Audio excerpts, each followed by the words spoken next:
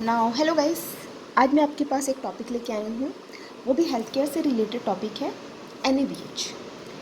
NABH क्या होता है? NABH का फुल फॉर्म है national accreditations board for hospital and health care providers.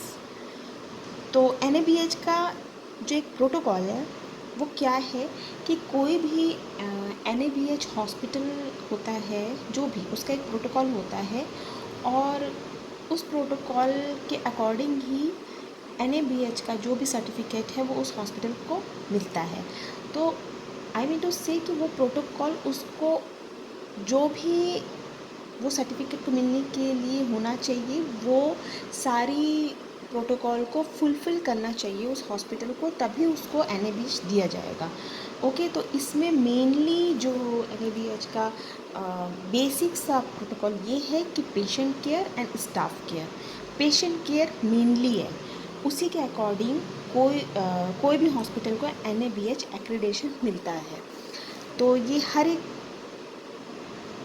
अगर हॉस्पिटल को ये चाहिए कि NABH उस हॉस्पिटल को मिले, तो उस प्रोटोकॉल के अकॉर्डिंग उस हॉस्पिटल को होना चाहिए।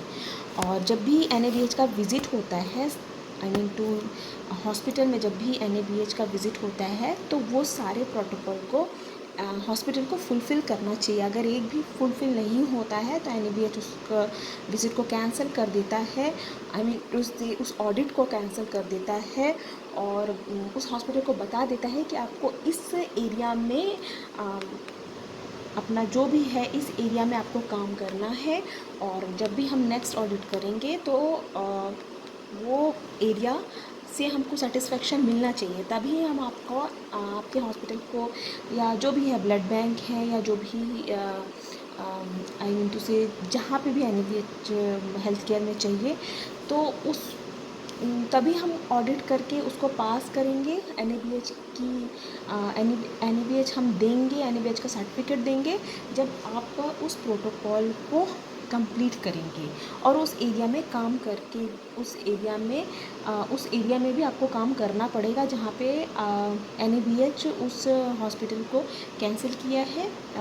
तो उस एरिया में उसको अपना काम करना पड़ेगा और नेक्स्ट ऑडिट में वो देखता है कि इस एरिया में उसने फुलफ़िल किया है, तब वो उसको NABH प्रोवाइड करता है। और ये 3 इयर्स का होता है। 3 इयर्स बाद फिर से ऑडिट होता है और फिर से NABH का सर्टिफिकेट दिया जाता है। ओके, ये 3 इयर्स वैलिड होता है। नेक्स्ट इज इट प्रोटोकॉल जो है वो its primary objective is to promote continuous improvement and patient safety in health care system. Okay, तो इसमें मेनली जो है मैं आपको बताना चाहूँगी कि 10 चैप्टर होते हैं NABH के। Access assessment and continuity of care. Second is patient rights and education, मतलब पेशेंट का जो भी राइट है, उसका जो भी एजुकेशन वो होना चाहिए। केयर ऑफ पेशेंट्स, मेनली है पेशेंट की केयर, यही इसी पे ही वो बेस होता है NABH mainly.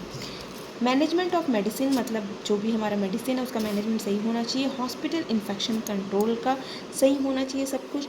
Continuous quality improvement होनी चाहिए उस हॉस्पिटल की। रिस्पॉन्सिबिलिटी ऑफ मैनेजमेंट, मतलब मैनेजमेंट का जो है वो रिस्पॉन्सिबिलिटी सही तरीके से होना चाहिए। फैसिलिटी मैनेजमेंट एंड सेफ्टी होना चाहिए। और मतलब मेन है patient care and staff care. Patient care में मेनली ये है कि जब भी पेशेंट हॉस्पिटल में आता है तो उसको किस तरह से ट्रीट किया जाता है, उस पर जो भी इक्विपमेंट्स लगते हैं वो सही लगते हैं कि नहीं, पेशेंट सेटिस्फाई होना चाहिए। उसको जो भी मतलब ऑपरेशन से लेकर फार्मेसी से लेकर ईच एंड एवरी डिपार्टमेंट उसकी नीड को फुलफ़िल करता है या नहीं, वो पेशेंट सेटिस्फाई होकर जाता है कि नहीं, ये मेनली NABH का बेसिक मतलब आप बोल सकते हैं बेसिक उनकी नीड है। और तो सेकंड इज़ स्टाफ केयर मतलब स्टाफ वहाँ से सेटिस्फाई है कि नहीं है, स्टाफ के साथ किसी भी एरिया में कोई उनके साथ कुछ मतलब कुछ गलत तो नहीं कर रहा है और उनसे गलत बिहेव तो नहीं कर रहा है मैनेजमेंट। दूसरी तरफ देखा जाता है कि उनका ESI PF उनका सैलरी सब कुछ क्लियर है कि नहीं है। आई मीन टू से कि स्टाफ भी सेटिस्फाई होना चाहिए, तभी NABH उसको अपनी तरफ से हामी भरता है उस हॉस्पिटल को एक NABH एक्रीडेशन बनाने में। ओके, तो next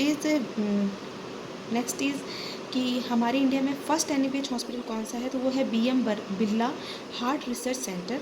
now more than 838 hospitals has achieved NABH। Okay, इसके CEO हैं जो वो हैं मिस्टर अतुल मोहन कोचर।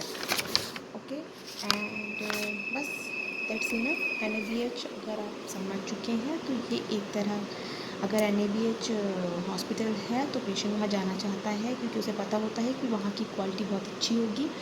तो ये एक तरह का NABH होना चाहिए। तो ओके, तो थैंक यू गाइस, हो सकता है आपको समझ में आ गया है। तो थैंक्स।